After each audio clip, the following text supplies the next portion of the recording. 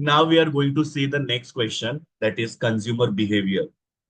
Now इसके पहले हम लोग ने एक परचेस पैटर्न करके क्वेश्चन देखा। उसके अंदर जैसे कस्टमर का परचेस पैटर्न हर एक मार्केटर को जानना जरूरी होता है, उसी तरीके से कंज्यूमर बिहेवियर जो होता है वो हर एक मार्केटर को जानना काफी जरूरी होता है। बिकॉज जब कंज्यूमर बिहेवियर को मार्केटर जानते हैं तो उसकी वजह से पता चलता है कि कंज्यूमर्स कैसे बिहेव करते हैं, और अकॉर्डिंगली मार्केटर्स क्या कर सकते हैं, अपनी मार्केटिंग स्ट्रेटेजी को डिजाइन कर सकते हैं। अब ये कंज्यूमर बिहेवियर होता क्या है? कंज्यूमर बिहेवियर मतलब कैसे होता है कि जब भी कस्टमर कोई भी प्रोडक्ट मार्केट में परचेस करने के लिए जाते हैं तो उनका बिहेवियर कैसा होता है। जैसे कि मैं आपको एक एग्जांपल देता हूँ। आप कोई भी प्रोडक्ट जब परचेस करने के लिए आते हैं, फॉर एग्जांपल आपका मोबाइल फोन खराब हो गया, तो मोबाइल फोन खराब होने के बाद में सबसे पहले आपके दिमाग में क्या होता है, एक नीड अराइज होती है कि अभी मुझे मोबाइल फोन परचेस करना है। तो कंज्यूमर बिहेवियर वहां से शुरुआत होती है। मतलब कंज्यूमर के माइंड में सबसे पहले क्या होती है, नीड अराइज होती है। उसके बाद में फिर कंज्यूमर्स क्या करते हैं, वो मोबाइल फोन की इंफॉर्मेशन अलग अलग जगह से कलेक्ट करेंगे, मे बी ऑनलाइन चेक करेंगे कि कौन से मोबाइल फोन है, उसके फीचर्स क्या है, प्राइसिंग क्या है। फिर बाद में वो लोग किसी शॉप में जाके वहां पे इंक्वायरी कर सकते हैं, अपने फ्रेंड से इंफॉर्मेशन ले सकते हैं। सो अलग अलग जगह से वो लोग इंफॉर्मेशन को कलेक्ट करेंगे। इंफॉर्मेशन को कलेक्ट करने के बाद में वो लोग क्या करते हैं, उसका कंपैरिजन करते हैं। कंपैरिजन करने के बाद में वो लोग क्या करते हैं, देखते हैं कि कौन सा जो मोबाइल फोन है वो उनके बजट में आ सकता है, और उनकी रिक्वायरमेंट के हिसाब से उसमें से एक को वो फाइनलाइज करते हैं। और फाइनलाइज करने के बाद में वो मोबाइल फोन को वो परचेस करते हैं। और परचेस करने के बाद में देखते हैं कि वो जो मोबाइल फोन उन्होंने परचेस किया वो उनके एक्सपेक्टेशन के हिसाब से है कि नहीं। सो ये जो मैंने स्टेप्स आप लोगों को बताए, इनको ही कंज्यूमर बिहेवियर बोलते हैं। और कोई भी प्रोडक्ट जब हम लोग परचेस करते हैं तो हम लोग ये स्टेप्स को फॉलो करते हैं, ये सब प्रोसेस में से हम लोग जाते हैं। और उससे हम लोग को फिर फाइनली फाइंड आउट करने में हेल्प होता है कि हमने जो सोचा था या हमने जो एक्सपेक्ट किया था वैसा प्रोडक्ट मुझे मिला है कि नहीं। सो यहाँ पे वही बताया है, देखो। Consumer behaviour refers to the action, decisions and processes that individual go through when selecting, purchasing, using and disposing of the product और सर्विसेज। मतलब कि कंज्यूमर बिहेवियर कुछ एक्शंस होते हैं, डिसीजंस होते हैं, प्रोसेसेस होते हैं, जो मैंने अभी आप लोगों को बताया, जो कस्टमर कभी यूज करते हैं जब भी कोई प्रोडक्ट को सिलेक्ट करते हैं या परचेस करते हैं या यूज करते हैं या डिस्पोज करते हैं। सो ये एक्शन, डिसीजन और प्रोसेसेस जो कंज्यूमर्स कोई भी प्रोडक्ट परचेस करते समय फॉलो करते हैं उसको कंज्यूमर बिहेवियर बोला जाता है। It encompasses a range of activities including how customers identify their needs। अभी आइडेंटिफाई देयर नीड्स मतलब कि उनके दिमाग में नीड अराइज होती है कि अरे मुझे ये परचेस करना है। जैसे कि फेस्टिवल आ रहा है तो मुझे कपड़े परचेस करने हैं। या फिर अगर सपोज स्कूल कॉलेजेस शुरू हो रहे तो वहां पे स्टेशनरी परचेस करना है, तो ऐसे कस्टमर की जो नीड होती है वो अराइज होती है, तो उसको यहाँ पे आइडेंटिफाई कंज्यूमर नीड्स बोला है। उसके बाद में मैंने आप लोगों को क्या बताया कि कंज्यूमर फिर जो भी प्रोडक्ट उनको परचेस करना है उसकी इंफॉर्मेशन अलग अलग जगह से कलेक्ट करते हैं। और फिर बाद में वो दो चार प्रोडक्ट जो है उसको शॉर्टलिस्ट करते हैं। जैसे कि सपोज आप मोबाइल फोन परचेस करना चाहते हो तो चार मोबाइल फोन को आप शॉर्टलिस्ट करोगे, और उसका कंपैरिजन करोगे आप लोग। और कंपैरिजन करने के बाद में उसमें से आप लोग क्या करोगे, एक जो है उसको सिलेक्ट करोगे। और फिर मेकिंग परचेज डिसीजन मतलब क्या, उसमें से जिसको आपने सिलेक्ट किया उसको परचेस करोगे। परचेज करने के बाद में फिर पोस्ट परचेज एक्शन का मतलब क्या होता है कि परचेज करने के बाद में वो प्रोडक्ट से कस्टमर अभी सेटिस्फाइड है कि नहीं वो देखेंगे। जो हम लोग मैं आप लोगों को बता रहा था कि कंज्यूमर एक्सपीरियंस मतलब क्या, परचेज करने के बाद भी कस्टमर को प्रोडक्ट के बारे में कैसा फील हो रहा है, जो वो एक्सपेक्ट कर रहे थे वो सब चीजें वो प्रोडक्ट के अंदर है कि नहीं, ये सब चीजें जो होती है वो यहाँ पे पोस्ट परचेज एक्शन होता है। सो ये सारे जो स्टेप्स है इसको हम लोग क्या बोलते हैं, consumer. Understanding consumer behavior involves analyzing factors such as motivation, preferences, perception, and the influence of external factor like social, trade, economic conditions। मतलब क्या कि ये जो कंज्यूमर बिहेवियर है इसका एनालिसिस करके मार्केटर को पता चलता है कि कौन से फैक्टर्स है जो कस्टमर्स को मोटिवेट करते हैं, या कस्टमर के प्रेफरेंसेस क्या है, परसेप्शन क्या है, या कौन से ऐसे एक्सटर्नल चीजें हैं जो कस्टमर को मोटिवेट करते हैं प्रोडक्ट को परचेस करने के लिए। और जैसे मैंने आप लोगों को बोला कि कंज्यूमर को ये जो बिहेवियर है मार्केटर के लिए जानना काफी जरूरी होता है, उसके हिसाब से मार्केटर अपनी मार्केटिंग स्ट्रेटेजी डिजाइन कर सकता है। आगे लिखा है, by studying this behaviours businesses can tailor their strategies to better meet customer needs, enhance satisfaction and foster loyalty. मतलब क्या कि ये जब चीजों को यहाँ पे मार्केटर स्टडी करते हैं तो उससे मार्केटर को कंज्यूमर्स का बिहेवियर पता चलता है, और उसके हिसाब से वो अपने मार्केटिंग स्ट्रेटेजीज को टेलर कर सकते हैं, चेंज कर सकते हैं, ताकि वो कस्टमर की नीड को सेटिस्फाई कर पाए, और वो जो कस्टमर है उनकी लॉयल्टी बिजनेस की तरफ बढ़ जाए, मतलब बार बार आके हमारे पास से प्रोडक्ट परचेस करे। सो आई होप आपको कंज्यूमर बिहेवियर क्या होता है ये कॉन्सेप्ट समझ में आया रहेगा।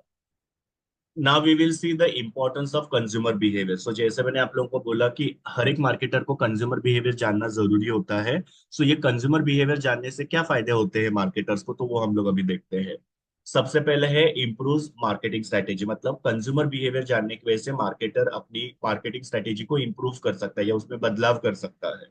जैसे यहाँ पे देखो लिखा हुआ है, understanding consumer behaviour help businesses craft targeted marketing strategy.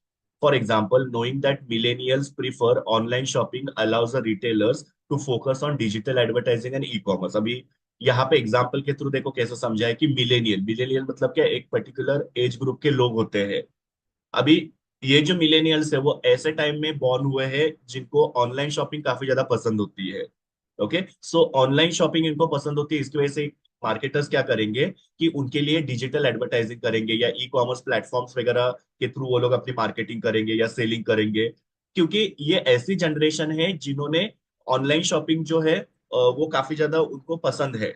तो इसकी वजह से यहाँ पे मार्केटर को डिजिटल एडवर्टाइजिंग करना और ई कॉमर्स के थ्रू अपने प्रोडक्ट को सेल करना काफी जरूरी बनता है। अगर सपोज मिलेनियल्स ऑनलाइन शॉपिंग पसंद करते हैं और मार्केटर यहाँ पे ऑफलाइन एडवर्टाइजिंग कर रहा है या ऑफलाइन प्रोडक्ट को बेच रहा है, तो कहीं ना कहीं पे मिलेनियल जो है मार्केटर के पास जाके प्रोडक्ट को परचेस नहीं करेंगे। सो यहाँ पे कंज्यूमर बिहेवियर जब मिलेनियल्स का स्टडी किया तब जाके मार्केटर को पता चला कि जो कंज्यूमर्स है वो डिजिटल एडवर्टाइजिंग से ज्यादा इन्फ्लुएंस होते हैं और ई कॉमर्स वेबसाइट से वो शॉपिंग करना पसंद करते हैं। तो उसके हिसाब से मार्केटर ने अपनी जो मार्केटिंग स्ट्रेटेजी है उसको थोड़ा सा चेंज कर दिया। दूसरा है एनहांस प्रोडक्ट डेवलपमेंट। मतलब क्या, कि जब कंज्यूमर बिहेवियर का स्टडी किया जाता है तो मार्केटर को नए प्रोडक्ट्स बनाने में काफी ज्यादा हेल्पफुल होता है। कंज्यूमर बिहेवियर के हिसाब से मार्केटर्स क्या करते हैं, नए नए प्रोडक्ट बनाते हैं। उनको यहाँ पे वो जानने की कोशिश करते हैं कि ये कस्टमर्स को कौन से टाइप के प्रोडक्ट अच्छे लगते हैं, वैसा प्रोडक्ट जो है वो यहाँ पे मार्केटर्स बनाते हैं। सो देखो लिखा है, insights into consumer preferences guide product development. For instance, tech companies like Apple use customer feedback to innovate and design the product that meet evolving needs, such as introducing new feature based on the user demand। मतलब क्या कि Apple जैसी कंपनियां जो है वो customer के पास से फीडबैक कलेक्ट करती है, उससे उनको कस्टमर का बिहेवियर पता चलता है और उसके हिसाब से वो अपने क्या करते हैं, प्रोडक्ट का डिजाइनिंग करते हैं।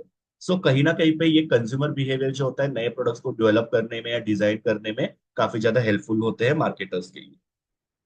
Next, increases customer satisfaction. Obviously जब कंज्यूमर बिहेवियर जानेंगे तो उसके हिसाब से मार्केटर प्रोडक्ट बना के कस्टमर्स को ऑफर करेंगे। और कस्टमर को जब उनके एक्सपेक्टेशन के हिसाब से प्रोडक्ट बने मिलेगा तो कस्टमर्स क्या हो जाएंगे, सेटिस्फाइड हो जाएंगे। सो वही यहाँ पे लिखा है देखो, by understanding what customers value businesses can improve their offerings।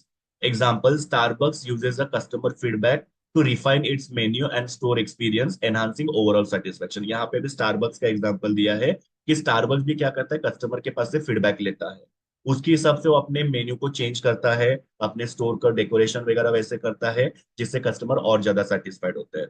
मतलब इन शॉर्ट, कंज्यूमर बिहेवियर जानने से आपको पता चल रहा है कि कस्टमर को क्या चाहिए, वो चीज आप उनको ऑफर करते हो जिससे वो सेटिस्फाइड हो जाते हैं। Then boost sales and revenue. Boost मतलब कि इंक्रीज। यहाँ पे अभी कंज्यूमर बिहेवियर जानने की वजह से आप लोग उन लोगों को जैसा चाहिए वैसा प्रोडक्ट दे रहे हो, उससे ऑब्वियसली कंपनी का सेल जो बढ़ रहा है। बिकॉज जब कस्टमर को जैसा चाहिए वैसा प्रोडक्ट मिलेगा तो कस्टमर डेफिनेटली आपके प्रोडक्ट को परचेज करेंगे। तो उससे कंपनी का सेल्स बढ़ेगा प्लस कंपनी का प्रॉफिटेबिलिटी बढ़ेगा।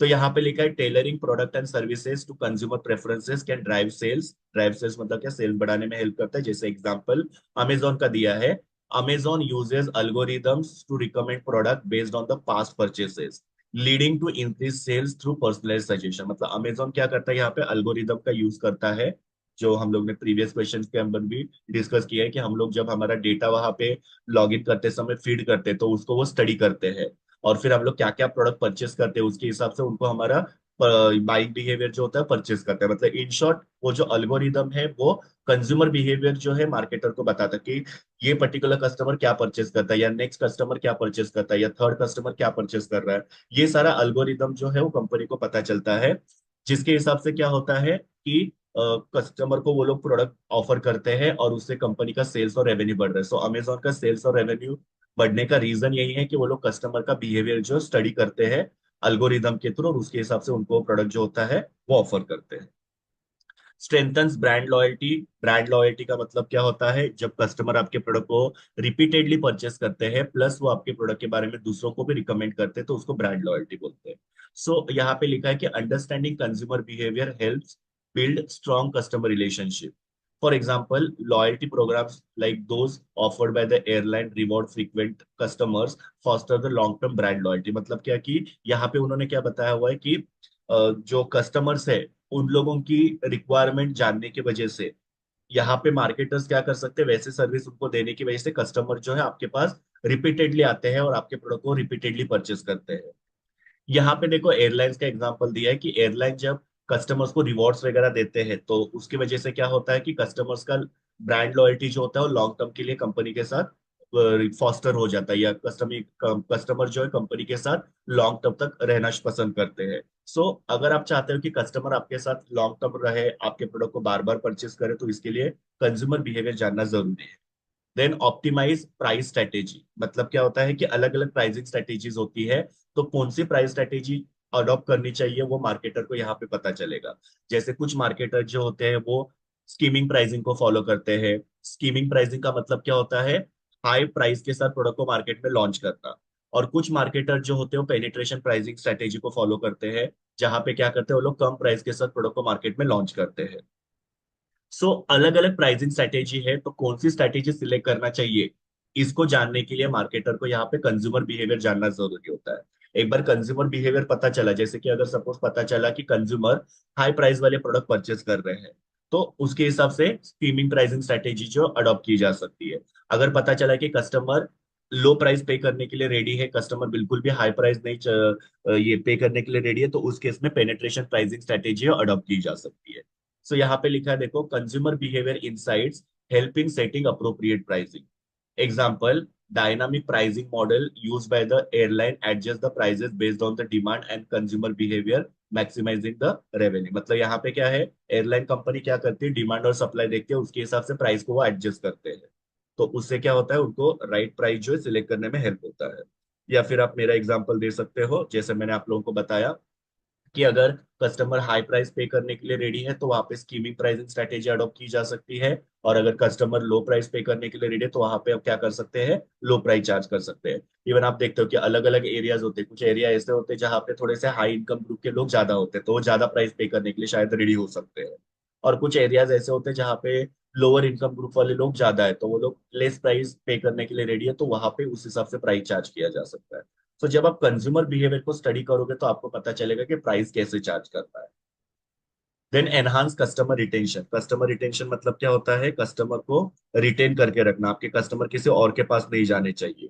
सो कंज्यूमर बिहेवियर जानने की वजह से क्या होता है कि आप लोग कस्टमर को जैसा चाहिए वैसा प्रोडक्ट दे रहे हो, जिससे आपके कस्टमर जो आपके साथ कंटिन्यू रहेंगे फॉर लॉन्ग टाइम। सो यहाँ पे लिखा है देखो, by addressing specific needs and the preferences businesses can retain the customers. For example, Netflix uses viewing data to recommend the content, keeping users engaged and reduce the churn। मतलब क्या कि Netflix भी क्या करता है, जैसे हम लोग ने देखा था कि ये जो ई कॉमर्स कंपनी वो अपना अल्गोरिदम यूज करते हैं, वैसे ही Netflix ये जो ओटीटी प्लेटफॉर्म है वो भी क्या करता है, अल्गोरिदम यूज करता है कि कस्टमर कौन सा कंटेंट देखना पसंद करता है, या उनको क्या अच्छा लगता है देखने में कंटेंट, उस हिसाब से उनको कंटेंट जो है वो रिकमेंड करते हैं। आप लोगों ने भी ऑब्जर्व किया होगा कि आप लोग जब नेटफ्लिक्स पे कोई पर्टिकुलर टाइप की सीरीज देखते हो, जैसे कि लव स्टोरीज आपको ज्यादा अच्छी लगती है, तो उनके अब हमारे जो अल्गोरिदम है उससे उनको पता चल गया कि इस पर्टिकुलर कस्टमर को लव स्टोरीज अच्छी लगती है। तो यहाँ पे नेटफ्लिक्स क्या करेगा, वो सब लव स्टोरीज की जितने भी वहां पे ओटीटी पे कंटेंट होंगे वो हम लोग को रिकमेंड करेगा। इससे क्या हो जाएगा कि हम लोग को वो जो है वो उस ओटीटी प्लेटफॉर्म के साथ एंगेज हो जाएंगे, मतलब अटैच हो जाएंगे, और फिर बाद में हम लोग उस ओटीटी प्लेटफॉर्म को स्विच करके दूसरे के पास जाएंगे नहीं। Then facilitate market segmentation. Now what is market segmentation? Market segmentation मतलब क्या होता है, मार्केट को डिवाइड करना। यहाँ पे क्या होता है कि कंज्यूमर बिहेवियर जानने के बाद में आप लोग उस हिसाब से मार्केट को डिवाइड कर सकते हैं।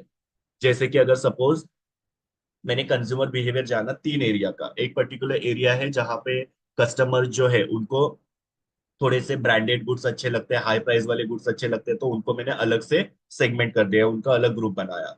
दूसरा एक मार्केट है जहां पे कस्टमर थोड़े से लो क्वालिटी के प्रोडक्ट होंगे तो भी चलेगा, प्राइस कम होना चाहिए, ऐसे कस्टमर से तो उनका एक मैंने सेगमेंट बनाया। और तीसरे कैटेगरी के कस्टमर से जिनको थोड़ा सा मॉडरेट क्वालिटी चाहिए और मॉडरेट प्राइसिंग चाहिए, तो वैसा एक मैंने कैटेगरी बनाया। मतलब जब मैं कंज्यूमर के बिहेवियर को जानूंगा कि इस एरिया में इस टाइप के कस्टमर है और दूसरे एरिया में दूसरे टाइप के कस्टमर है, उसके हिसाब से मैं मार्केट को डिवाइड करूंगा। और जब आप मार्केट को डिवाइड करते हो तो उसके हिसाब से आप लोग क्या कर सकते हो, उस पर्टिकुलर मार्केट में राइट प्रोडक्ट को आप ऑफर कर पाओगे। मतलब जहां पे कस्टमर थोड़े ब्रांडेड प्रोडक्ट्स परचेस करना पसंद कर रहे हैं, हाई प्राइस पे करने के लिए रेडी है, वहां पे आप ब्रांडेड प्रोडक्ट को लॉन्च कर सकते हो। और दूसरा एरिया है जहां पे थोड़े लोअर इनकम के कस्टमर्स हैं, वो लोग कम प्राइस पे करना पसंद करते हैं, उनको क्वालिटी भी इतनी अच्छी नहीं चाहिए, तो वहां पे आप लोग थोड़ा सा लो क्वालिटी के गुड्स को ऑफर कर सकते हो। सो इस तरीके से क्या हो रहा है, देखो मार्केट का सेगमेंटेशन पॉसिबल होता है। क्योंकि क्या होता है, देखो you can not sell everything to everyone. हमेशा आपको मार्केट को डिवाइड करके जैसा मार्केट का रिक्वायरमेंट है उस मार्केट में वो प्रोडक्ट को ऑफर करना होता है। सो कंज्यूमर बिहेवियर से आपको पता चलेगा कि मार्केट को मैं कैसे डिवाइड करूं। तो यहाँ पे वही लिखा है,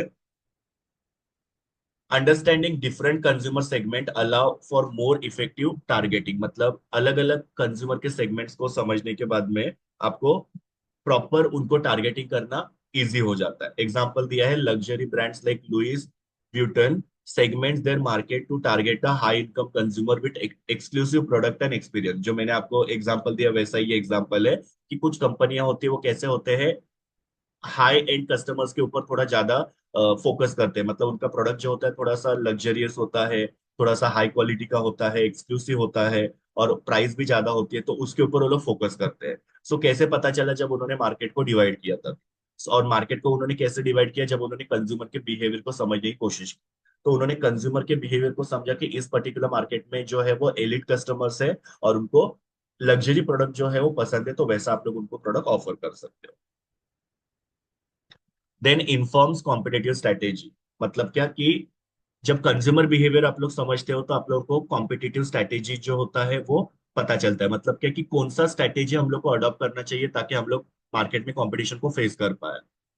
तो यहाँ पे देखो लिखा है, insights into consumer behaviour help businesses stay competitive. For example McDonald's track consumer trend and adopt it's menu to meet the changing preferences such as introducing healthier options in response to growing healthy consciousness। मतलब McDonald भी क्या करता है, customers का study करता है कि customers को क्या अच्छा लगता है, उसके हिसाब से उन्होंने क्या किया है, रिसेंटली अपने मेन्यू में थोड़े से चेंजेस करके उन्होंने हेल्दियर ऑप्शंस अपने मेन्यू के अंदर इंक्लूड किया है।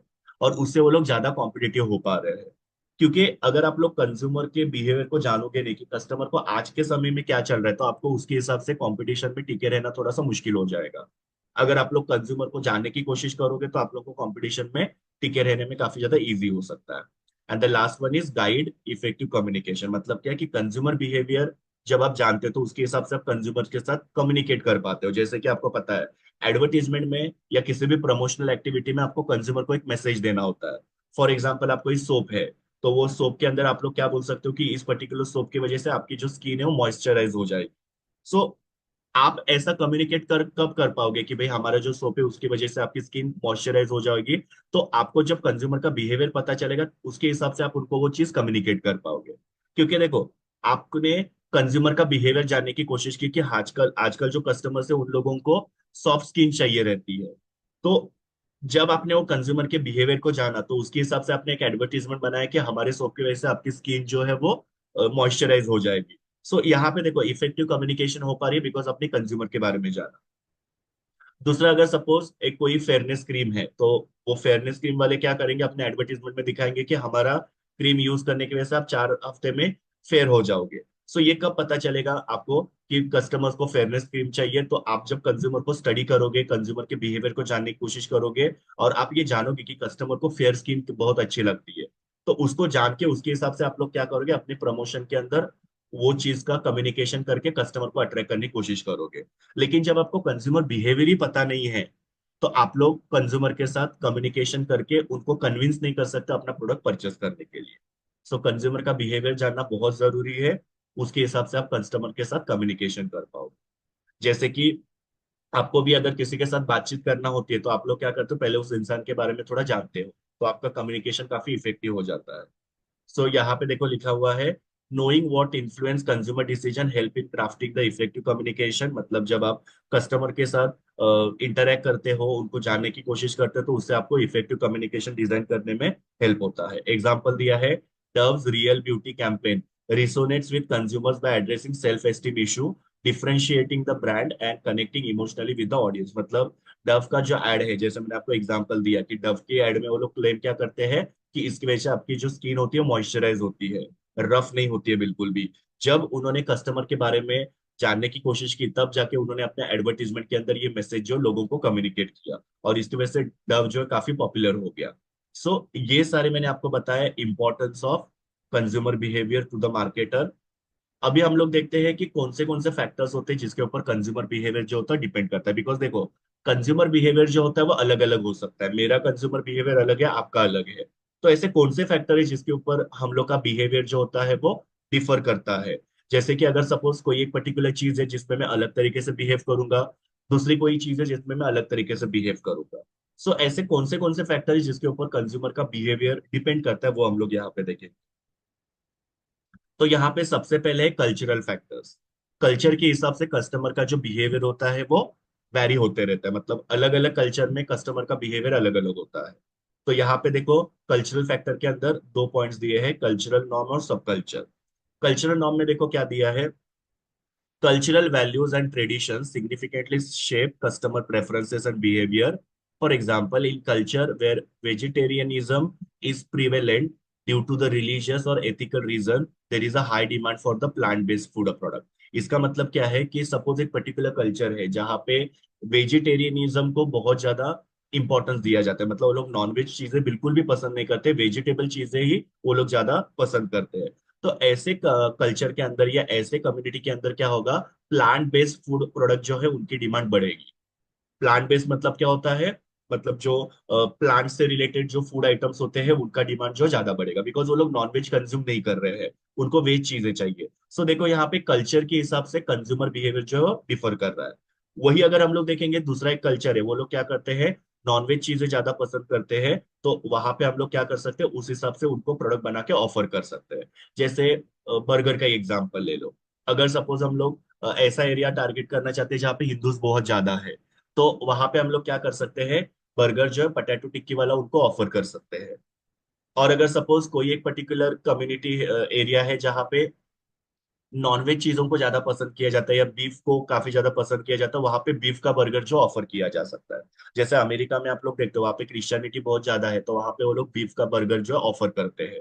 लेकिन इंडिया में बीफ बर्गर इतना ज्यादा फेमस नहीं, इंडिया में क्या है, पटेटो का या फिर पनीर वगैरह है, या जो अभी अलग अलग तरीके के टिक्कीज जो बर्गर की निकली है, वो ज्यादा फेमस है। तो यहाँ पे क्या हो रहा है कि कल्चर के हिसाब से जो है वो कंज्यूमर का बिहेवियर अलग अलग होता है, वैसा प्रोडक्ट बना के वहां पे ऑफर किया जाता है। हिंदू कल्चर के अंदर बीफ जो होता है उसको कंज्यूम करना अलाउड नहीं होता है, या फिर उसको ये सीन सीन माना जाता है। तो उस केस में क्या होता है कि यहाँ पे जहाँ पे हिंदू डोमिनेटेड कंट्रीज है, वहां पे वो लोग क्या करते हैं, बर्गर को अलग तरीके से प्रेजेंट किया जाता है, पटेटो टिक्की के फॉर्म में या फिर पनीर के फॉर्म में। लेकिन जहाँ पे बीफ का कंजम्पशन जिस कल्चर में अलाउड है, जैसे अमेरिका, वहां पे वो लोग फिर क्या करते हैं, बीफ के जो बर्गर्स होते हैं वो ऑफर करते हैं। देन आगे देखो, यहाँ पे लिखा हुआ है, brands that cater to this preferences such as offering a variety of vegetarian and vegan options can better align with the cultural expectation and attract this consumers. मतलब जो भी ब्रांड्स अभी यहाँ पे कस्टमर्स को ये जो वेजिटेरियन या फिर वीगन ऑप्शंस वगैरह अवेलेबल करके देते हैं, तो उसके हिसाब से कस्टमर्स क्या होते हैं, वहां पे अट्रैक्ट हो जाते हैं। कल्चर होता है जो कंज्यूमर बिहेवियर को क्या करता है, अफेक्ट करता है। कल्चर के हिसाब से कंज्यूमर का बिहेवियर डिफर होते जाता है। पर्टिकुलर कल्चर के लोग particular type of product consume करना पसंद करते हैं, और दूसरे कल्चर के लोग जो होते हैं दूसरे जो टाइप के प्रोडक्ट्स होते हैं वो परचेज करना पसंद करते हैं। आप लोग यहाँ पे वेज और नॉन वेज फूड के आइटम की बात कर सकते हो। अभी सब कल्चर मतलब क्या होता है, हर एक कल्चर के अंदर एक सब कल्चर होता है। ये सब कल्चर का भी क्या होता है, कंज्यूमर बिहेवियर के ऊपर इंपैक्ट होता है। जैसा सब कल्चर होगा वैसा कंज्यूमर बिहेवियर जो होगा वो डिफर करेगा।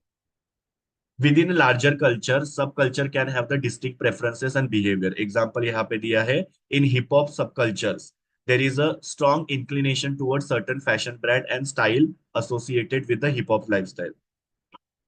अभी आप लोगों को पता है कि जो यंग जनरेशन्स वगैरह होते हैं तो उनको हिप हॉप कल्चर जो होता है काफी अच्छा लगता है।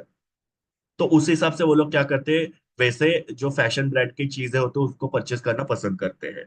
सो हर एक कल्चर के अंदर एक सब कल्चर होता है, और सब कल्चर के हिसाब से भी कंज्यूमर का बिहेवियर जो होता है डिफर करता है। जैसे हमारा इंडियन एक कल्चर है, इंडिया एक ओवरऑल कल्चर है। अभी इंडिया के अंदर भी हम लोग देखते हैं कि अलग अलग टाइप के लोग होते हैं, गुजरातीस होते हैं, महाराष्ट्रियंस होते हैं, पंजाबी होते हैं, राजस्थानी होते हैं। सो ऐसे ये सब कल्चर है। सो हमारा इंडिया का एक कल्चर है, ओके, अमेरिका का एक कल्चर है। तो ये क्या हो गए, दो देश है जिनके अलग अलग कल्चर है, उसके हिसाब से कंज्यूमर बिहेवियर जो होता है इंडिया में अलग है, ऑस्ट्रेलिया में अलग है। वही अगर हम लोग इंडिया के अंदर देखेंगे तो इंडिया के अंदर सब कल्चर क्या हो जाता है, जैसे गुजरातीज है, पंजाबीज है, राजस्थानी है, महाराष्ट्रन है। तो ऑब्वियसली उनका भी सब कल्चर जो होता है उसके अंदर भी आप लोगों को वैरायटी दिखाई देती है, और उसके हिसाब से कंज्यूमर बिहेवियर जो होता है वो डिफर करता है। जैसे गुजरातीज है तो उनके अंदर खान पान अलग होता है, तो उनके मसाले अलग टाइप के होते हैं। या फिर नॉर्थ वाले लोग हैं तो उनका खान पान अलग होता है, तो उनके मसाले थोड़े अलग होते हैं। साउथ वाले होते हैं तो उनका खान पान अलग होता है, उनके मसाले अलग होते हैं। सो ऐसे सब कल्चर्स होते हैं, उसके हिसाब से भी कंज्यूमर बिहेवियर अलग अलग होता है। सो कल्चर, जैसे इंडियन कल्चर, अमेरिकन कल्चर, और उसके अंदर अगर हम लोग देखेंगे इंडिया के अंदर की अगर हम लोग बात करते हैं तो इंडिया के अंदर भी अलग अलग कल्चर्स होते हैं जो सब कल्चर कहलाए जाते हैं। सो यहाँ पे कल्चर के हिसाब से भी कंज्यूमर बिहेवियर अलग होता है, और सब कल्चर के हिसाब से भी कंज्यूमर बिहेवियर अलग होता है। Then social factors. ना सोशल फैक्टर के अंदर देखो क्या है, फैमिली है और सोशल ग्रुप्स है। अभी फैमिली के हिसाब से भी हमारा कंज्यूमर बिहेवियर जो होता है वो अलग अलग होता है। देखो यहाँ पे क्या लिखा है, family members often influence the consumer behaviour, specially for the items intended for the household use और फॉर द चिल्ड्रन। एग्जाम्पल दिया है, parents might choose educational toys and the products design to enhance their children's learning and development. This influence can shape the type of product that become popular in the family oriented. मतलब कि अभी यहाँ पे parents अगर कोई product purchase करे तो वो डेफिनेटली क्या करेंगे, अपने बच्चे के लिए ऐसा प्रोडक्ट परचेस करेंगे जो एजुकेशन से रिलेटेड हो, जिससे बच्चा कुछ सीखे। जैसे टॉयज वगैरह ले रहे तो ऐसे टॉयज लेके जहाँ पे 1 2 3 4 या ABCD, या फिर जो भी अलग अलग टाइप की एजुकेशनल चीजें जो होती है वो बच्चों को सीखने को मिले, ऐसे वो लोग क्या करेंगे, टॉयज को पसंद करेंगे। Then next one is social group. भाई सोशल ग्रुप का मतलब क्या होता है, हमारे फैमिली के अलावा जो हमारे ग्रुप्स होते हैं वो हमारे सोशल ग्रुप है। जैसे कि हमारे नेबर्स है, हमारे पीर ग्रुप्स होते हैं, हमारे फ्रेंड्स होते हैं, हमारे क्लब मेंबर्स होते हैं। ये सब हमारे सोशल ग्रुप्स है। तो एक फैमिली एक हमारा ग्रुप होता है, और फैमिली के अलावा हमारे जो आजू बाजू में दूसरे ग्रुप्स होते हैं वो हमारे सोशल ग्रुप है। अब ये सोशल ग्रुप के हिसाब से भी क्या होता है, कंज्यूमर बिहेवियर जो अलग अलग होता है। तो यहाँ पे देखो लिखा हुआ है, the social circles and peer group of the individuals can greatly impact that consumer behaviour. मतलब जिस सोशल सर्कल के साथ आप लोग रहते हो उसके हिसाब से आपका बिहेवियर जो होता है वो डिफर करता है। For example, a teenager might buy a particular brand of sneaker that is popular among their friends to fit in and gain the social approval। मतलब क्या कि एक टीनेजर है, वो क्या करेगा, अपने फ्रेंड्स अगर स्नीकर्स परचेस करे तो वो भी स्नीकर परचेस करेगा। तो देखो उसके जो फ्रेंड्स है उसका उसके ऊपर इन्फ्लुएंस हो रहा है। Brands that understand these social dynamics can tailor their marketing strategy to appeal to specific group and enhance their product desirability। मतलब क्या, अभी कुछ ब्रांड्स क्या करते हैं, ऐसे लोगों के जो सोशल ग्रुप का इन्फ्लुएंस वो लोग देखते हैं और उसके हिसाब से अपनी मार्केटिंग स्ट्रेटेजी डिजाइन करते हैं। जैसे कुछ साल पहले कैसे था कि आप लोग अगर आपके फ्रेंड्स के साथ मूवी देखने के लिए आते हैं तो आपको स्पेसिफिक अमाउंट ऑफ डिस्काउंट दिया जाता था। तो यहाँ पे उन्होंने क्या किया था कि वो जो मूवी वाले हैं तो उन्होंने ऑब्जर्व किया कि ये कस्टमर का बिहेवियर कैसा है, कि यहाँ पे जो फ्रेंड्स होता है उनका दूसरे अपने फ्रेंड्स के ऊपर क्या होता है, इन्फ्लुएंस होता है। तो अगर हम लोग ऐसे ऑफर्स वगैरह देंगे तो क्या होगा, एक फ्रेंड अपने दूसरे फ्रेंड को कन्विंस करेगा और दोनों फ्रेंड क्या करेंगे, मूवी देखने के लिए आएंगे, उससे हमारा बिजनेस बढ़ेगा। तो ऐसे सोशल ग्रुप का भी क्या होता है, कंज्यूमर बिहेवियर के ऊपर इम्पैक्ट होता है। उसका भी जो इम्पैक्ट है वो यहाँ पे मार्केटर को स्टडी करने से अपनी मार्केटिंग स्ट्रेटेजी डिजाइन करने में हेल्प होगा। जैसे कि मैंने आपको एग्जांपल दिया कि जो मूवी थिएटर वाले हैं उन्होंने क्या किया, स्कीम निकाला कि दो फ्रेंड्स आएंगे तो उनको पर्टिकुलर अमाउंट ऑफ डिस्काउंट मिलेगा। सो वो स्ट्रैटेजी उन्होंने कैसे बनाया, तो सोशल ग्रुप का एक दूसरे के ऊपर इन्फ्लुएंस देके उसके हिसाब से उन्होंने वो ये जो स्कीम है वो निकाला हुआ है। सो यहाँ पे देखो क्या बोला मैंने, फैमिली के हिसाब से कंज्यूमर बिहेवियर अलग अलग होता है। अलग अलग फैमिलीज में आप लोग देखते हो जैसा सिचुएशन होता है वैसे उन लोगों का कंज्यूमर बिहेवियर अलग है, और सोशल ग्रुप्स के हिसाब से भी कंज्यूमर बिहेवियर जो होता है वो अलग अलग। Then personal factors. अभी पर्सनल फैक्टर्स में देखो क्या क्या है, डेमोग्राफिक। डेमोग्राफिक मतलब क्या होता है, एज, जेंडर, इनकम, ऑक्यूपेशन, ये सारे डेमोग्राफिक फैक्टर्स है। इनका भी हिसाब इनके हिसाब से भी क्या होता है, कंज्यूमर बिहेवियर अलग अलग होता है। जैसे एज वाइज अगर हम लोग बात करेंगे तो यंग एज वाले जो लोग होते हैं उनका बिहेवियर अलग होगा, ओल्ड एज वाले जो होते हैं उनका बिहेवियर अलग होगा, मिडिल एज वालों का बिहेवियर अलग होगा। वैसे ही जेंडर, मेल के बिहेवियर अलग होता है, फीमेल का बिहेवियर अलग होता है। इनकम वाइज अगर हम लोग बात करते हैं तो हायर इनकम के लोगों का जो होता है बिहेवियर अलग है, मिडिल इनकम का बिहेवियर अलग है, लोअर इनकम का बिहेवियर अलग है। सो ये डेमोग्राफिक फैक्टर्स क्या करते हैं, कंज्यूमर बिहेवियर को डिफर करते हैं। और मार्केटर को जब ये डेमोग्राफिक फैक्टर जब पता चलेंगे तो उसके हिसाब से वो क्या करेंगे, अपने मार्केटिंग को डिजाइन करेंगे। जैसे उनको पता चला कि tin particular kind of product purchase करते हैं, तो वैसा प्रोडक्ट को बना के उनको ऑफर करेंगे। जैसे उनको पता है कि टीनेजर्स है तो थोड़े से शाइनिंग या थोड़े से ब्राइट या थोड़े से हैंकी पैंकी या मॉडर्न चीजें जो होते हैं वो पसंद करते हैं, तो वैसे वो प्रोडक्ट बना के ऑफर करेंगे। मिडिल एज लोग हैं तो वो लोग थोड़े से डिसेंट या फिर थोड़ा फॉर्मल टाइप ऑफ चीजें ज्यादा पसंद करते हैं, तो वैसे प्रोडक्ट बना के उनको ऑफर करेंगे। सो यहाँ पे देखो डेमोग्राफिक्स पता चले, उसके हिसाब से मार्केटर ने अपनी मार्केटिंग जो स्ट्रेटेजी है वो डिजाइन।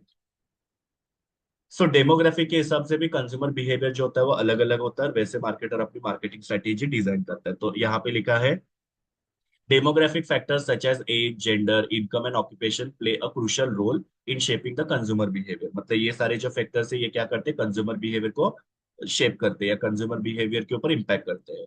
एग्जाम्पल दिया है, younger consumer might be drawn to trendy affordable fashion while older individuals may prioritise quality and durability. मतलब उन्होंने यहाँ पे बताया कि यंग जनरेशन जो ज्यादा ट्रेंडी और अफोर्डेबल चीजों के ऊपर फोकस करते हैं, वही ओल्डर वाले क्या करते हैं, क्वालिटी के ऊपर और ड्यूरेबिलिटी को ज्यादा पसंद करते हैं। सो देखो यहाँ पे एज के हिसाब से कंज्यूमर बिहेवियर अलग हो रहा है।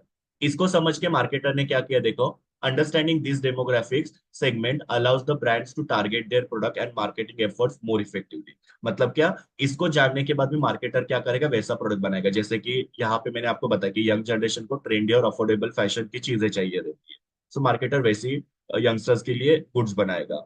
और ओल्डर जनरेशन जो होते हैं उनको क्वालिटी और ड्यूरेबिलिटी ज्यादा मैटर करती है, तो उनके लिए वैसे प्रोडक्ट बनाएगा। Then lifestyle. नाउ लाइफस्टाइल का मतलब क्या होता है, देखो यहाँ पे लिखा हुआ है, a customer lifestyle and the personal interest affect there consumer behaviour. मतलब कस्टमर किस तरीके की लाइफ जी रहा है या उनका पर्सनल इंटरेस्ट क्या है, उसके हिसाब से कंज्यूमर बिहेवियर डिफर करता है। जैसे कि यहाँ पे दिया है, health conscious individuals might prefer organic food products, fitness equipment और wellness services. Brands that cater this lifestyle preferences can better meet the needs of the consumer behaviour by offering the relevant desirable product. इसका मतलब क्या होता है कि suppose एक customer है, वो हेल्थ कॉन्शियस काफी ज्यादा है, तो उसके हिसाब से उसको कैसे प्रोडक्ट लगेंगे, ऑर्गेनिक प्रोडक्ट लगेंगे या फिटनेस इक्विपमेंट उनको ज्यादा लगेंगे, जैसे जिम के वगैरह चीजें होती है वो उनको थोड़ी ज्यादा अच्छी लगेगी, वेलनेस सर्विसेज उनको थोड़ी अच्छी लगेगी। सो जो भी कंपनियां ये प्रोडक्ट बनाने में इन्वॉल्व है तो वो लोग को ये कंज्यूमर बिहेवियर जानना काफी जरूरी है। उसके हिसाब से वो क्या करेंगे, कस्टमर्स को ऑर्गेनिक प्रोडक्ट जो है वो ऑफर करेंगे, फिटनेस इक्विपमेंट्स वगैरह ऑफर करेंगे, वेलनेस सर्विसेज वगैरह उनको ऑफर करेंगे। सो लाइफस्टाइल के हिसाब से कंज्यूमर का जो बिहेवियर होता है डिफर करता है। वही अगर सपोज एक पर्टिकुलर दूसरे लाइफस्टाइल का कस्टमर है जो ज्यादा हेल्थ कॉन्शियस नहीं है, तो उनके लिए उस हिसाब से प्रोडक्ट बना के कस्टमर उनको ऑफर कर सकते हैं। सो लाइफस्टाइल के ऊपर भी कंज्यूमर बिहेवियर डिपेंड करता है। अलग अलग लाइफस्टाइल के लोगों का बिहेवियर जो होता है अलग अलग होता है, उसको जान के मार्केटर अपनी मार्केटिंग स्ट्रेटेजी डिजाइन कर सकते हैं। Then psychological factors. Psychological factor में है सबसे पहले मोटिवेशन। ना कुछ चीजें जो होती है वो कस्टमर को मोटिवेट करती है, वो मोटिवेशन के ऊपर कस्टमर का बिहेवियर जो होता है वो डिपेंड करता है। जैसे कि देखो यहाँ पे लिखा है, customers can driven by different motivation that influence their purchase behaviour. For example, a consumer motivated by status might invest in the luxury items such as high end watches और डिजाइनर क्लोथिंग और signal wealth and success. मतलब क्या कि जो customer थोड़े से status से motivate होते हैं, मतलब उनको स्टेटस काफी मैटर करता है, तो वो उस केस में क्या हो जाएगा, वहां पे वो लोग थोड़े हाई एंड वाले वॉचेस परचेस करेंगे, थोड़े डिजाइनर क्लोथ परचेस करेंगे, थोड़ा जिसकी वजह से क्या होगा, उनका वो लोग थोड़े वेल्दी दिखाई देंगे, सक्सेसफुल दिखाई देंगे। सो कुछ लोग जो होते हैं स्टेटस से मोटिवेट होते हैं, तो उसके हिसाब से मार्केटर्स क्या कर सकते हैं, गुड्स को बना के ऑफर कर सकते हो। वही यहाँ पे अपोजिट दिया हुआ है, someone motivated by health might choose the organic and fitness related product. अभी दूसरा एक बंदा है जिसको हेल्थ ज्यादा मैटर करता है या हेल्थ से वो ज्यादा मोटिवेट होता है, तो उसके हिसाब से वो लोग क्या करेंगे, थोड़े ऑर्गेनिक प्रोडक्ट को परचेस करेंगे जिसमें केमिकल कम होगा, फिटनेस के रिलेटेड प्रोडक्ट को ज्यादा वो लोग परचेस करेंगे, तो ऐसे। सो अलग अलग चीजें कस्टमर्स को मोटिवेट करते हैं और उसके हिसाब से कंज्यूमर का बिहेवियर जो होता है वो अलग होता है। Then next one is perception. Perception का मतलब क्या होता है, इंप्रेशन। कस्टमर के माइंड पे प्रोडक्ट को लेके क्या इंप्रेशन है, उसके हिसाब से भी कंज्यूमर बिहेवियर जो होता है डिफर करता है। अभी कुछ प्रोडक्ट के तरफ कस्टमर का परसेप्शन काफी पॉजिटिव होता है, तो कस्टमर वो प्रोडक्ट को परचेस करते हैं। और कुछ प्रोडक्ट्स की तरफ कस्टमर का जो इंप्रेशन होता है वो काफी नेगेटिव होता है, तो उसको कस्टमर परचेज करते नहीं है। तो यहाँ पे देखो क्या लिखा है, हाउ कस्टमर परसीव, मतलब कस्टमर के ऊपर वो प्रोडक्ट का कैसा इंप्रेशन है, affect there consumer behaviour. A product perceived as a innovative and high tech such as latest smartphone with advanced feature, मतलब सपोज एक लेटेस्ट स्मार्टफोन है जिसके अंदर काफी एडवांस फीचर है, तो डेफिनेटली इसके बारे में जो टेक सेवी लोग होते हैं उनके ऊपर पॉजिटिव इंप्रेशन होता है। मतलब सपोज आप काफी टेक सेवी हो और एक स्मार्टफोन मार्केट में आया है जिसमें काफी एडवांस फीचर है, तो उसके लिए आपके मन पे क्या होगा, एक पॉजिटिव इंप्रेशन होगा। लेकिन सपोज मैं एक पर्सन हूँ जिसको जो इतना ज्यादा टेक सेवी नहीं है, तो वहां पे वो मोबाइल के अंदर कितने भी एडवांस फीचर होने दो, मैं उस प्रोडक्ट को परचेस करने वाला नहीं हूँ।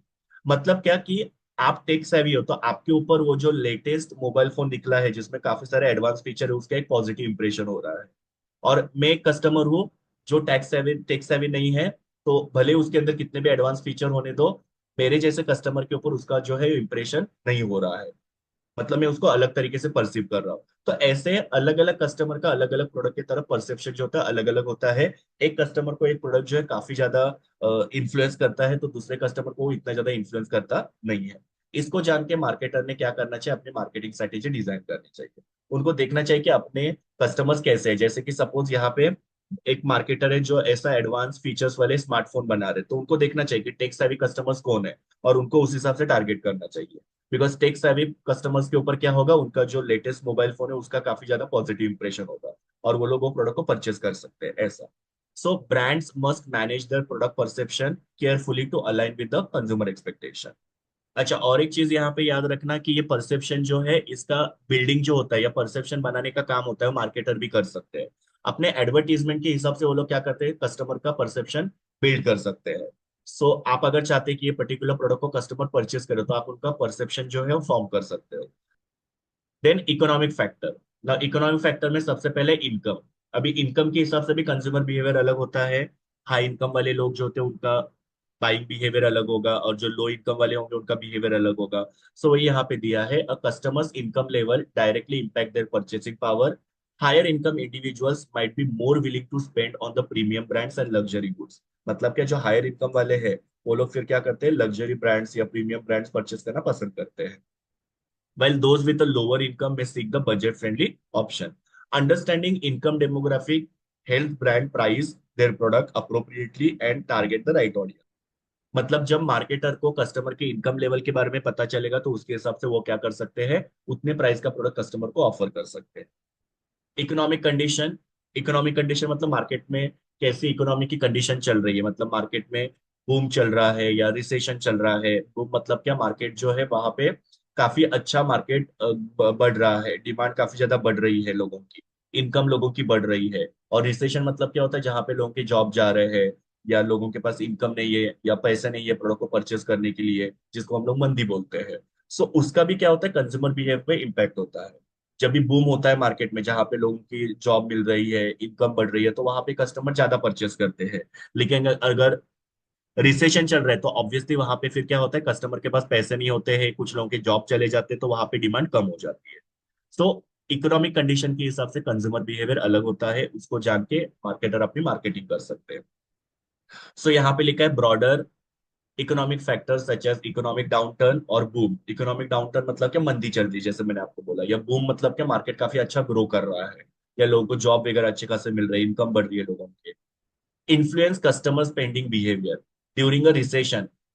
Consumers are likely to cut back on the non essential purchases and focus on necessities. मतलब क्या होता है कि जब भी रिसेशन वगैरह चलते हैं वहां पे कस्टमर्स क्या करते हैं, एसेंशियल चीजें ही ज्यादा परचेस करते हैं, ज्यादा लग्जरी प्रोडक्ट्स या थोड़े से नॉन एसेंशियल प्रोडक्ट जो होता है उसको वो लोग ज्यादा परचेस करते नहीं है। Brands that adapt their product offering and marketing strategy to current economic condition can better meet the shifting consumer needs। मतलब जो भी ब्रांड्स ये इकोनॉमिक कंडीशन जैसे बदल रही है वैसे अपने आप को अगर बदलेगा और वैसे प्रोडक्ट को कस्टमर को ऑफर करेगा तो मार्केट में ज्यादा टिक सकते हैं। मतलब इकोनॉमिक कंडीशन कुछ अलग चल रही है और आप लोग कस्टमर को कुछ अलग कर रहे हो, जैसे कि अगर मार्केट में रिसेशन चल रहा है, कस्टमर के पास पैसा नहीं है, और वहां पे आप महंगे प्रोडक्ट उनको बेचोगे तो ऑब्वियसली आपका प्रोडक्ट बिकने वाला नहीं है। सो यहाँ पे हमने इकोनॉमिक फैक्टर में देखा कि कंज्यूमर बिहेवियर इनकम के ऊपर और इकोनॉमिक कंडीशन के ऊपर डिपेंड करता है। Then next one is technological factor. अभी टेक्नोलॉजिकल फैक्टर में देखो क्या है, एक्सेस टू टेक्नोलॉजी। इसमें लिखा है the availability and use of digital tools significantly affect the consumer behaviour. मतलब टेक्नोलॉजी कितनी अवेलेबल है या कस्टमर कितना टेक्नोलॉजी को यूज कर पाते हैं उसके ऊपर कंज्यूमर बिहेवियर डिपेंड करता है। एग्जाम्पल दिया है, the rise of online shopping platform and mobile app has made it easier for the consumer to browse and purchase the product conveniently from their devices. मतलब आजकल के जो कस्टमर्स है उनको क्या होता है, ऑनलाइन शॉपिंग पसंद होता है। वो लोग जो भी ई कॉमर्स प्लेटफॉर्म्स होते हैं या मोबाइल ऐप होते हैं वहां से इजीली कस्टमर क्या कर सकते हैं, प्रोडक्ट को परचेज कर सकते हैं। उनको किसी भी तरीके से हैसल वगैरह जो होता है वो होता नहीं, या परेशानी नहीं होती। This technological accessibility drives the growth of e commerce and changes how customers engage with the brands. मतलब कि ये जो टेक्नोलॉजिकल एक्सेसिबिलिटी है, तो उसकी वजह से फिर क्या होता है, उसके हिसाब से कस्टमर को प्रोडक्ट को परचेस करना है या नहीं करना है वो डिसाइड कर पाते हैं। मतलब अगर सपोज ई कॉमर्स बढ़ रहा है लेकिन कुछ एरियाज ऐसे हैं जहाँ पे वो टेक्नोलॉजी अवेलेबल नहीं है, मतलब स्मार्टफोन्स नहीं है, इंटरनेट नहीं है, तो वहां पे फिर क्या हो जाएगा, ये सारे जो फैक्टर्स है उसका कस्टमर के ऊपर कोई इंपैक्ट नहीं होगा, बिकॉज वहां पे कस्टमर को टेक्नोलॉजी एक्सेस ही नहीं हो रही है। तो वहां पे कस्टमर वो परचेस नहीं करेंगे। तो मार्केटर को जानना है कि कहाँ कहाँ पे टेक्नोलॉजी अवेलेबल है, उसके हिसाब से उनको क्या करना चाहिए, ऑनलाइन वगैरह जो प्लेटफॉर्म्स होते हैं उसके थ्रू कस्टमर को टारगेट करना चाहिए, मोबाइल ऐप के थ्रू कस्टमर को टारगेट करना चाहिए। लेकिन जहाँ पे टेक्नोलॉजी अवेलेबल नहीं वहां पे ये सब चीजें जो है वो काम में नहीं आ सकती। वहां पे फिर मार्केटर को क्या करना चाहिए, अलग तरीके से कस्टमर को टारगेट करना चाहिए। सो टेक्नोलॉजी के हिसाब से भी कंज्यूमर बिहेवियर जो होता है अलग अलग होता है। जहां पे टेक्नोलॉजी अवेलेबल है वहां पे कस्टमर वो सब चीजों को अडॉप्ट करेंगे, जैसे ऑनलाइन शॉपिंग करेंगे, मोबाइल ऐप के थ्रू शॉपिंग करेंगे। लेकिन जहां पे टेक्नोलॉजी नहीं है वहां पे कंज्यूमर फिर ये सब चीजों को यूज करके शॉपिंग नहीं करेंगे, वो सिंपली शॉप में जाके चीजों को परचेज करना पसंद करेंगे। Then innovation, technological advancement can spark the consumer interest and drive the demand for the new product. Example, the release of smartphone with innovative feature like improved camera technology and longer battery life can generate excitements and influence the purchasing decision among the tech enthusiastic. मतलब क्या होता है कि कुछ नए नए features market में आते हैं तो कुछ कस्टमर्स जो होते हैं उनको वो टेक्नोलॉजी के अंदर के नए फीचर जो होते हैं वो काफी ज्यादा पसंद होते हैं, तो उस हिसाब से कस्टमर वो चीजों को परचेज कर लेते हैं। तो यहाँ पे वही एग्जांपल बताया कि एक स्मार्टफोन है जिसमें काफी इनोवेटिव फीचर्स है, जैसे कि कैमरा काफी अच्छा है या बैटरी लाइफ काफी अच्छा है। इससे क्या होगा, जो कस्टमर को इस चीजों के ऊपर ज्यादा इंटरेस्ट होता है वो उससे अट्रैक्ट हो जाएंगे। पर सपोज एक कस्टमर है जिसको ये कैमरा से कुछ लेना देना नहीं है, बैटरी लाइफ से कुछ लेना देना नहीं है, तो उनको ये सब चीजें जो है वो अफेक्ट करेगी नहीं। तो जरूरी नहीं कि इनोवेशन से हर एक कस्टमर खुश हो जाए। कुछ कस्टमर को इनोवेशन नहीं अच्छा लगता है, उनको वो इनोवेशन हो या नहीं हो उससे कोई फर्क नहीं पड़ता है। जैसे कि आपके दादा दादी है तो उनके उनको मोबाइल फोन किसके लिए लगता है, सिर्फ बात करने के लिए लगता है। फिर वो मोबाइल फोन के अंदर कोई नया फीचर है या नहीं है उससे उनको कोई फर्क नहीं पड़ने वाला है। वो भले ही कितना भी फीचर नए आ जाए वो फोन को चेंज नहीं करने वाले हैं। वही आपकी जनरेशन की अगर हम लोग बात करेंगे तो थोड़ा भी इनोवेशन आता है तो आप लोग क्या करते हो, नए फोन को परचेस करने के लिए जाते हो। सो इनोवेशन का भी कंज्यूमर बिहेवियर के ऊपर इम्पैक्ट होता है। Then next one is situational factors. अभी सिचुएशनल फैक्टर में सबसे पहले है परचेस ओकेशन। ना परचेस ओकेशन मतलब किस ओकेशन पे कस्टमर प्रोडक्ट को परचेज कर रहा है। तो अलग अलग जनों के ओकेशन अलग अलग हो सकते हैं। कोई शादी के लिए प्रोडक्ट को परचेज कर रहा है, कोई बर्थडे के लिए परचेज कर रहा है। मे बी शादी के लिए अगर कोई कस्टमर कोई प्रोडक्ट को परचेज कर रहा है तो शायद तक उसमें वो ज्यादा पैसे इन्वेस्ट करे, जैसे शादी के लिए ड्रेस परचेज करे तो ऑब्वियसली वो ज्यादा उसके अंदर पैसा इन्वेस्ट करके वो प्रोडक्ट को परचेज करेंगे। कोई छोटा मोटा इवेंट है जैसे बर्थडे वगैरह है, तो उसमें फिर कस्टमर क्या करेगा, कंपेरेटिवली थोड़ा सा कम पैसा स्पेंड करके वो कपड़े वगैरह परचेज करेंगे। सो अलग अलग ओकेशन के हिसाब से कंज्यूमर का जो परचेज बिहेवियर होता है वो अलग अलग होता है। तो यहाँ पे दिया है द कॉन्टेक्स्ट और the occasion of the purchase can influence the choice. मतलब जैसा ओकेशन होगा वैसे कंज्यूमर का जो चॉइस होगा वो इन्फ्लुएंस होगा। एग्जाम्पल, कस्टमर्स में buy gift for a special occasion such as birthday, wedding और holiday, leading them to select the product that appropriate for these events. मतलब वो ऐसा प्रोडक्ट परचेज करेंगे जो उस पर्टिकुलर इवेंट के लिए काफी सुटेबल होगा। Brands that understand these situational factors can tailor their product offering and promotions accordingly। मतलब जो भी ब्रांड्स ऐसे जो प्रोडक्ट्स होते हैं जो अलग अलग ओकेशन के लिए प्रोडक्ट बनाते हैं तो उसके हिसाब से वो लोग क्या करेंगे, अपने प्रोडक्ट के अंदर चेंजेस करके कस्टमर को ऑफर करेंगे। जैसे कि केक शॉप का एग्जांपल ले लो, अभी आपको पता है कि बर्थडे के लिए अलग टाइप के केक होते हैं, शादी के इसके लिए सेलिब्रेशन के लिए अलग टाइप के केक होते हैं। सो यहाँ पे क्या करेंगे, जो भी मार्केटर है उनको एक बार पता चला कि कौन से ओकेशन के हिसाब से कस्टमर का बिहेवियर अलग अलग होता है, वैसा वो लोग क्या करेंगे, प्रोडक्ट को बनाएंगे। जैसे शादी के लिए वो अलग टाइप का केक बनाएंगे, बर्थडे के लिए वो लोग अलग टाइप का केक बनाएंगे। सो कस्टमर का बिहेवियर ओकेशन के हिसाब से चेंज होता है, वैसे ही मार्केटर क्या करेगा, अपना मार्केटिंग को चेंज करेगा। देन सेकेंड सिचुएशनल फैक्टर है अर्जेंसी। अर्जेंसी मतलब क्या, आपके ऊपर वो प्रोडक्ट के बारे में कितना अर्जेंसी फील हो रहा है या कितना इमरजेंसी आप फील कर पा रहे हो। जैसे कोई एक पर्टिकुलर प्रोडक्ट के लिए आपको काफी ज्यादा ज्यादा अर्जेंट फील होता है या इमरजेंसी फील होता है, तो उस प्रोडक्ट को आप फटक से परचेस करोगे। लेकिन दूसरा प्रोडक्ट है जो आपको इतना ज्यादा अर्जेंट नहीं लगता, तो आप लोग उसको परचेस नहीं करोगे। जैसे कि फॉर एग्जाम्पल, आप अगर सपोज वर्क फ्रॉम होम कर रहे हो जहां पे आपको ऑनलाइन मीटिंग्स वगैरह करनी पड़ती है, तो उस केस में क्या होगा कि आपके लिए लैपटॉप, मोबाइल फोन, ये काफी अर्जेंट प्रोडक्ट्स है या इमरजेंसी प्रोडक्ट है, या जो ऐसे प्रोडक्ट्स है जो आपको लगेंगे ही लगेंगे। लेकिन सपोज आप लोग रिटायर्ड लाइफ जी रहे हो जहां पे आपको कोई ऑनलाइन मीटिंग्स वगैरह नहीं करनी होती है, तो उस केस में आपके लिए लैपटॉप या बहुत ही एडवांस फीचर वाला मोबाइल फोन जो होता है वो इतना ज्यादा अर्जेंसी नहीं होता है। सो देखो यहाँ पे कस्टमर के अलग अलग चीजों के हिसाब से अर्जेंसी अलग अलग हो सकती है। जैसे कि किसी का अगर पेशेंट जो है वो हॉस्पिटल में एडमिटेड है, तो उस केस में दवाई जो है काफी ज्यादा अर्जेंट है उनके लिए, इमरजेंसी है, या वो इमीडिएटली उनको चाहिए रहता है। लेकिन जिसका कोई हॉस्पिटल में एडमिट नहीं है, उनके लिए वो इमरजेंसी नहीं होगा, उनके लिए वो इतना परचेस करने की जरूरत नहीं है। तो वैसे सो यहाँ पे देखो लिखा है, इमीडिएट नीड और emergency can drive purchase behaviour. For example, if a household appliance breaks down unexpectedly, customer might urgently purchase or replace it। मतलब कोई ऐसा एक इंपॉर्टेंट अप्लायंस है घर में जो टूट फूट गया और उसकी जरूरत आपको बहुत ज्यादा है, तो आप तुरंत जाके उसको परचेस करोगे। सो यहाँ पे ब्रांड्स ने भी क्या करना चाहिए, ये सब चीजों को जानना जरूरी है कि कौन सी चीजें कस्टमर के लिए ज्यादा अर्जेंट है, और उसके हिसाब से मार्केटिंग वो लोग कर सकते हैं। सो वही लिखा है देखो, brands that offer quick solution and efficient services can capitalise on this urgent needs. मतलब कि अगर सपोज टीवी खराब हो गया है और कुछ कस्टमर से उनको टीवी देखना काफी पसंद है वगैरह है, तो उनके लिए क्या करना चाहिए, ब्रांड ने वो फटक फटक से रिपेयर करके देना चाहिए। या एसी खराब हो गया और कुछ कस्टमर्स को एसी की काफी ज्यादा आदत है, तो वो एसी को टाइम पे रिपेयर करके देना चाहिए। सो ऐसे मार्केटर ने देखना चाहिए कि कस्टमर की अर्जेंसी कितनी है, उसके हिसाब से अपनी मार्केटिंग डिजाइन करनी चाहिए। The next factor is environmental factor. Environmental factor मतलब जैसे एनवायरमेंट चेंज होता है वैसे ही कंज्यूमर बिहेवियर जो होता है वो चेंज होता है, जिसके अंदर सबसे पहले सीजनल फैक्टर। मतलब जैसे सीजन होता है उसके हिसाब से कंज्यूमर बिहेवियर अलग अलग होता है, तो उसमें देखो लिखा है यहाँ पे, seasonal changes can influence consumer behavior and purchase pattern. For example, during winter, customers are more likely to buy warm clothing, heating appliances and winter sport equipment। मतलब यहाँ पे क्या बताया कि जब विंटर आता है तो विंटर के हिसाब से क्या होता है, कस्टमर वार्म क्लोथ ज्यादा परचेस करते हैं, जैसे स्वेटर वगैरह हम लोग परचेस करते हैं। हीटिंग अप्लायंसेस वगैरह जो होते हैं जैसे हीटर वगैरह हम लोग परचेस करते हैं, या फिर विंटर में जो स्पोर्ट्स खेले जाते हैं उसके लिए लगने वाले इक्विपमेंट्स यहाँ पे कस्टमर परचेस करते हैं। या समर होता है तो समर के हिसाब से हम लोग कपड़े वगैरह परचेस करते हैं, या समर के हिसाब से जो भी अप्लायंसेस होते हैं वो हम परचेस करते हैं, जैसे फ्रिज हो सकता है या एसी हो सकता है। सो अलग अलग जो सीजन होते हैं उसके हिसाब से कंज्यूमर बिहेवियर अलग अलग होता है। और यहाँ पे ब्रांड्स के लिए क्या लिखा है, brands that adjust their product lines and marketing strategies to align with the seasonal trend can better meet the customer demand. तो ब्रांड्स हमें क्या करना चाहिए, जैसे ही कस्टमर का बिहेवियर सीजन के हिसाब से डिफर करता है, वैसे उन्होंने अपने जो प्रोडक्ट्स है या मार्केटिंग स्ट्रेटेजी उसको एडजस्ट करना चाहिए। जैसे कि समर सीजन आया तो समर के हिसाब से प्रोडक्ट्स को रखने चाहिए, विंटर है तो विंटर के हिसाब से प्रोडक्ट को रखना चाहिए। बिकॉज हर एक सीजन में कस्टमर का बिहेवियर सेम नहीं होता, अलग होता है, तो उसके हिसाब से अपने प्रोडक्ट लाइन को और मार्केटिंग स्ट्रेटेजी को मार्केटर ने चेंज करना चाहिए। Then sustainability. सस्टेनेबिलिटी मतलब क्या कि आजकल कस्टमर जो है वो काफी ज्यादा एनवायरमेंट कॉन्शियस हो चुके हैं। कोई भी प्रोडक्ट परचेस करने के पहले वो लोग देखते हैं कि जो भी प्रोडक्ट हम परचेस कर रहे हैं उसका एनवायरमेंट के ऊपर कोई इल इफेक्ट तो नहीं हो रहा है ना। तो ये जानना मार्केटर के लिए काफी जरूरी होता है।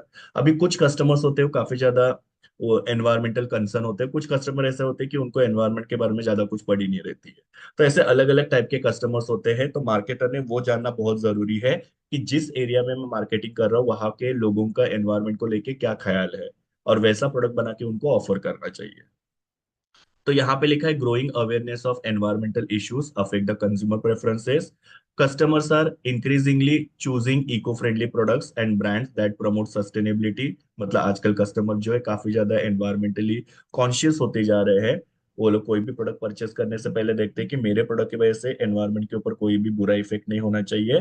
सो उस केस में ब्रांड्स ने क्या करना चाहिए, brands that emphasizes their commitment to environmental responsibility can attract customers who prioritize green practices। मतलब जो भी ब्रांड्स जो मार्केटिंग कर रहे हैं तो उनको क्या करना चाहिए, ये कंज्यूमर का बिहेवियर जानना जरूरी है कि आजकल कस्टमर एनवायरनमेंट को ज्यादा इंपॉर्टेंस दे रहे हैं। तो उन्होंने ऐसे ग्रीन प्रोडक्ट्स या इको फ्रेंडली प्रोडक्ट बना के मार्केट में लॉन्च करना चाहिए ताकि वो ये कस्टमर जो है, जो सस्टेनेबिलिटी को ज्यादा इंपॉर्टेंस दे रहे हैं, उनको अट्रैक्ट कर सकते हैं। Then very important factor is marketing factor. ना मार्केटिंग फैक्टर में देखो क्या दिया, एडवर्टाइजिंग। एडवर्टाइजिंग का भी क्या होता है, कंज्यूमर बिहेवियर के ऊपर इंपैक्ट होता है। यहाँ पे लिखा है marketing campaigns and the advertisement plays a crucial role in shaping consumer perception and behaviour. Example, a well crafted advertisement for a new car model can generate interest and drive potential buyers to consider the purchasing the vehicle। effective advertising can significantly influence the decision of the customer। मतलब क्या कि जितना आप लोग advertisement को effective बनाओगे, attractive बनाओगे, उतना ज्यादा क्या होगा, कस्टमर अट्रैक्ट होंगे।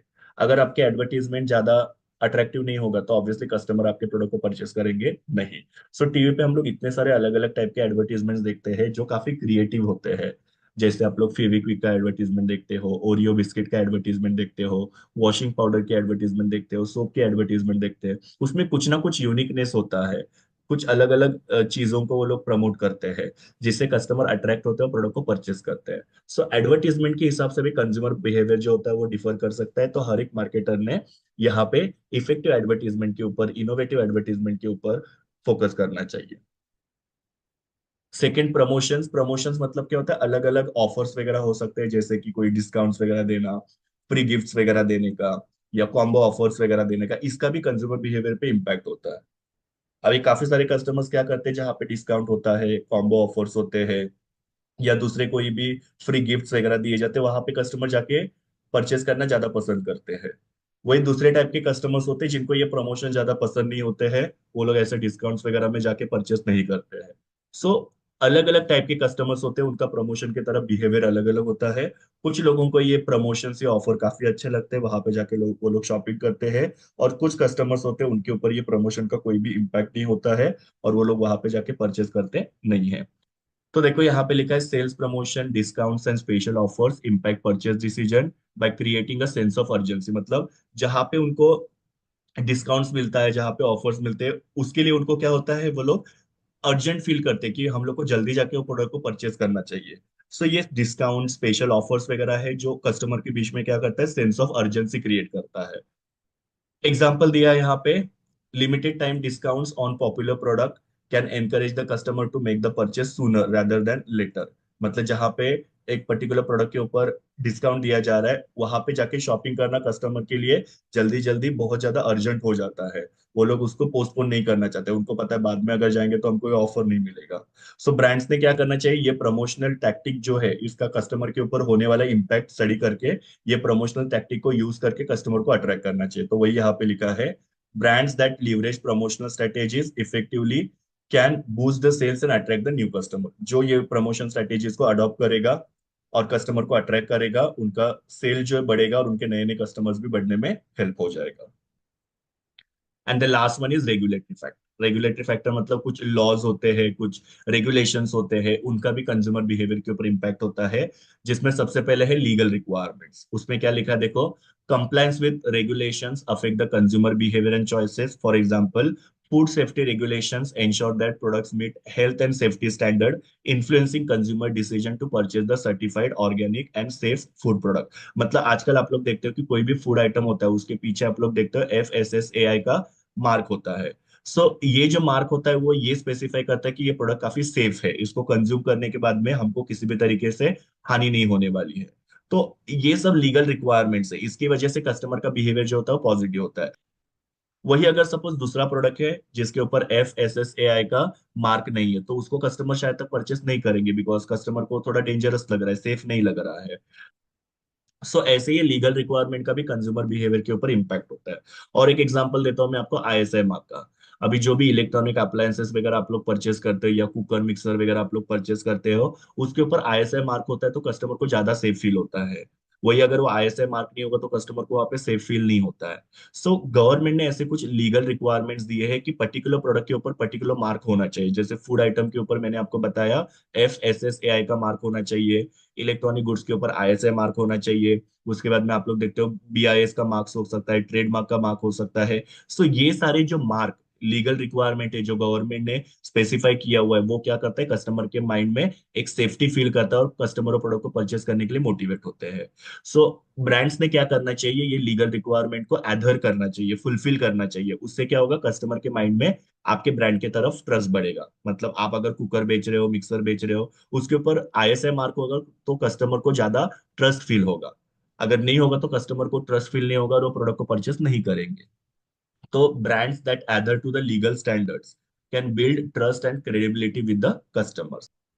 देन रेगुलेटरी फैक्टर के अंदर सेकेंड है कंज्यूमर प्रोटेक्शन लॉ। मतलब यहाँ पे कस्टमर के प्रोटेक्शन के लिए गवर्नमेंट ने क्या किया है, कुछ लॉज बनाया है। तो यहाँ पे देखो क्या लिखा हुआ है, laws that protect the consumers such as those related to the product quality and warranties impact the consumer behaviour. जैसे कि यहाँ पे कस्टमर के लिए गवर्नमेंट ने क्या किया है, क्वालिटी को लेके कुछ लॉज बनाया है, वारंटी को लेके कुछ लॉज बनाया है। तो ये लॉस का भी क्या होता है, कंज्यूमर बिहेवियर के ऊपर इम्पैक्ट होता है। मतलब पर्टिकुलर क्वालिटी का अगर प्रोडक्ट होगा तो कस्टमर उसको परचेस करेंगे, वारंटी होगी तो कस्टमर उसको परचेस करेंगे। तो ये कुछ लॉज है जो कंज्यूमर बिहेवियर को क्या कर रहा है, अफेक्ट कर रहा है। Consumers are more likely to choose the brand that offer guarantees and uphold high standard quality। मतलब क्या, कस्टमर उन्हीं ब्रांड को परचेस करेंगे जहां पे गारंटी होगी, जिसका स्टैंडर्ड थोड़ा सा हाई होगा। तो ये सब जो होता है इसका कंज्यूमर बिहेवियर के ऊपर इम्पैक्ट होता है। Brands that prioritise consumer protection can enhance their reputation and attract the loyal customer. अभी जो भी ये लॉज बनाए हैं क्वालिटी को लेके या फिर वारंटी को लेके, उसको जो ब्रांड्स फॉलो करते हैं वो क्या हो जाता है, यहाँ पे कंज्यूमर को अट्रैक्ट करता है और कंज्यूमर ज्यादा लॉयल हो जाते हैं। तो ये सारे मैंने आप लोगों को यहाँ पे कुछ फैक्टर्स बताए जो कंज्यूमर बिहेवियर को अफेक्ट करते हैं। तो कौन से फैक्टर्स है उसको हमने डिटेल में पढ़ा, और फिर मार्केटर को वो फैक्टर को लेके किस तरीके से अपनी मार्केटिंग स्ट्रेटेजी डिजाइन करनी चाहिए वो भी मैंने आपको बताया। तो आपको सिर्फ यहाँ पे इतना ही नहीं लिखना है कि ये फैक्टर अफेक्ट कर रहा है करके, वो फैक्टर किस तरीके से अफेक्ट कर रहा है और मार्केटर ने उस फैक्टर को लेके कैसे मार्केटिंग करना चाहिए वो भी आपको यहाँ पे लिखना। सो यहाँ पे हमने कंज्यूमर बिहेवियर के अंदर उसका मीनिंग देखा और इंपॉर्टेंस देखा, और फिर हम लोग ने देखा कि कौन से फैक्टर्स है जो कंज्यूमर बिहेवियर को अफेक्ट करते हैं।